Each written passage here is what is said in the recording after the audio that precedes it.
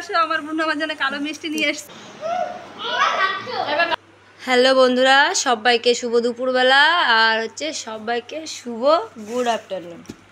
তো বন্ধুরা, আজকে সকাল সকাল থেকে অনেক কাজ বাজ করে গোছাতেই পারছি না, এত লেট হয়ে যাচ্ছে। তো সকাল সকাল দেখো স্নান টান করে রেডি সেডি হয়ে কোথায় যাচ্ছি জানো? কোথায় যাচ্ছি বলো তো? যাবো হচ্ছে শিপ্রা দিদির বাড়িতে। তোমরা ভিডিওর প্রথমে দেখেই বুঝতে পারছো। তো আমি ফার্স্ট টাইম দিদি বাড়িতে যাচ্ছি। আমি তো কখনো যাইনি ওদের বাড়িতে, আর আমার অঙ্কুশটা ছোটোর জন্য যাই না। আর দিদিভাই অবশ্য আমাদের বাড়িতে এসেছিলো, তোমাদেরকে আমি দেখাতে পারিনি, তখন অঙ্কুশটা অনেকই ছোটো ছিল, 4 মাস বয়স। তখন অঙ্কুশকে দেখতে এসেছিলো, তো আমি তখন দেখাতে পারিনি তোমাদেরকে। তো চলো আজকে দেখাবো। তো রেডি তো হয়েছে, আর এত গরম পড়ছে দেখো, মুখ থেকে জল ঝপঝপ করে পড়ছে। আমি তো কোনো মেকআপ টেকআপ কিছুই করি না, খুব সাধারণভাবে আমি মানে সাজগোজ করি। তো দেখো, সাধারণ বলতে আজকে শুধু কি নিয়েছি, একটু লিপস্টিক নিয়েছি আর চোখের চশমাটা, আর এইটাই আমার মুখে আজকে বেশি। মানে চশমাটা নেওয়ার কারণ হচ্ছে বাইকে যাচ্ছি আর রাস্তার দিকে তাকানো যায় না, বাইক চালালে পরে চোখ পুরো বন্ধ হয়ে থাকে, তাকাতেই পারি না, ওর জন্য চশমা পরা আজকে। তো বাজারে চলে আসি, বাজারে এসে প্রথমে মিষ্টি আর পেপসি নিয়ে নিলাম দিদিবাড়ি যাওয়ার জন্য। তো বাচ্চারা দিদির ছেলে আছে, ও তো মিষ্টি খাবে না, পেপসি খেতে ভালোবাসে বাচ্চারা, তো ওর জন্য পেপসি নিয়েছি। আর দিদিভাই বলেছে কালো মিষ্টি ভালো খায়, একদিন বলছিল।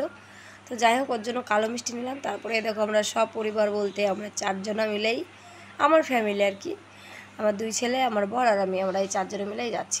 তো এটা হচ্ছে আমাদের নোনাগঞ্জের মোড়, বাসাটা।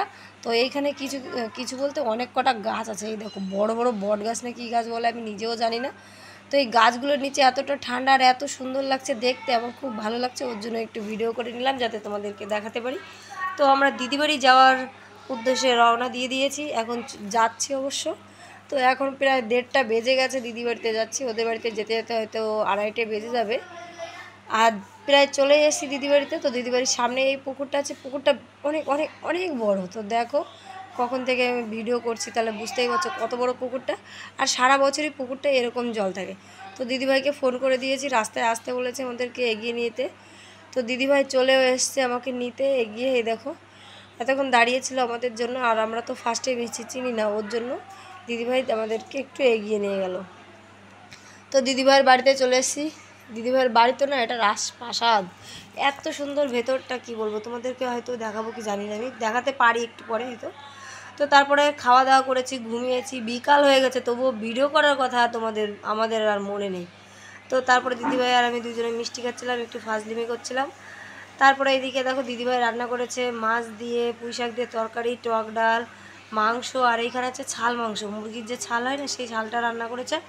আর এই দেখো পিঠে, এখন আমরা এইটা খাবো। তো তোমরা কে কে খেতে ভালোবাসো অবশ্যই কমেন্টে জানাবে, আর আজকে আমাদেরকে কেমন লাগলো সেটাও জানাবে।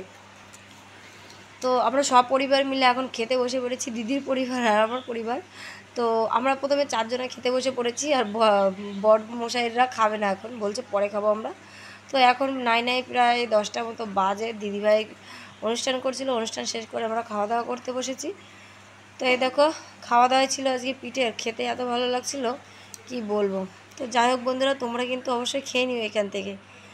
তো কি বলি আর বন্ধুরা, তো প্রথম থেকে লাস্ট অবধি অবশ্যই ভিডিওটা দেখো, লাইক শেয়ার কমেন্ট করতে কিন্তু একদম ভুলো না। আজকে দিদিভাইয়ের বাড়িতে এসে একদম ভুলে গেছি আমি ভিডিও করার কথা। কিছু কিছু ছোটো ছোটো জিনিস ছিল, ভিডিও করলে তোমাদের দেখাতে পারতাম, কিন্তু এত গল্প করছি, এত হাসাহাসি করছি, ভিডিও করার কথা মনেই নেই আমার। তো যাই হোক বন্ধুরা, আজকের মতো বাই।